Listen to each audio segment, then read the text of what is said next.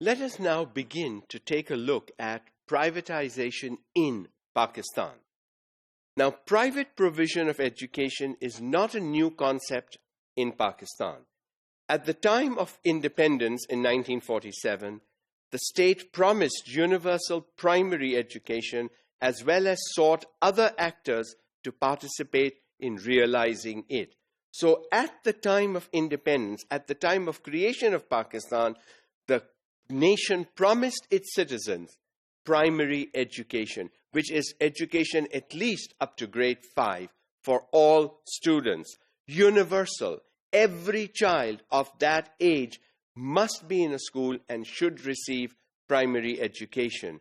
And to help, the government even at that time realized that the government alone will not be able to do it. And therefore, it sought the other actors. The other actors are the private individuals, groups, organizations that stepped in. Now, at the time of independence, there were quite a few private schools within the different cities of Pakistan, which continued to work in the private capacity.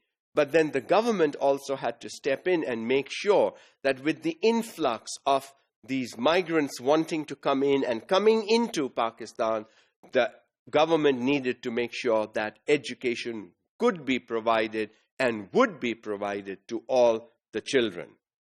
It justified the need for participation of the extra state actors in view of lack of resources. So long time ago, the government realized it did not have the resources to educate and opened the doors for private individuals, groups to come in, the so-called other actors to come in and help work with the government in making sure that all children of school-going age receive at least good quality primary education. Since then, the private schools have existed in the form of madrassahs, Christian missionary schools, as well as schools run by business entrepreneurs and non-governmental organizations. So private schools fall into 3 or 4 categories. One is the madrassahs, the Islamic religious schools. They are private, they don't depend on the government. Then, of course, there are the Christian missionary schools that have existed since pre-partition times in various parts of the country, and after partition, some others have also opened up. Then there are business people who've opened up schools as entrepreneurship endeavors in order to make money. And then there are schools by non-governmental organizations. So, with this mixture of private schools coming up with the government schools, all children should be receiving primary education. But how does one guarantee? How does one check? How does one go and do field work to determine are all school-going age children in some particular school? That's the missing factor here. The growth of private schools received a serious setback due to government's drive for nationalization in 1972. When the then government of 1972 decided to nationalize schools, it was seen as a setback.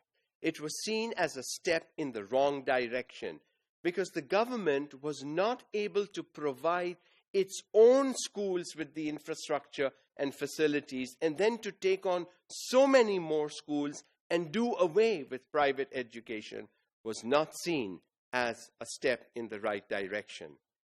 Their role was revived after denationalization in the late 1980s, but little is known about the dynamics of pre- and post-denationalization differences due to absence of data. So it took about 8 years for the government to realize that was a mistake. It was done by a different government. And then to denationalize these institutions was a step in the right direction. But what happened in those 8 years? What happened in the nationalized period? What happened post-denationalization? That data is missing. And with missing data, it is not possible to do much. Minimal research was carried out on the role of private sector in education after denationalization. We need to do research. We need to find out what benefits, what successes, what effectiveness has been brought in by denationalizing the nationalized institutions. This deficiency was partly due to the lack of a population consensus in Pakistan between 1981 and 1998, with no population census done for practically 2 decades. Where are you going to find the data? Where are you going to find the number of children that should have been in schools?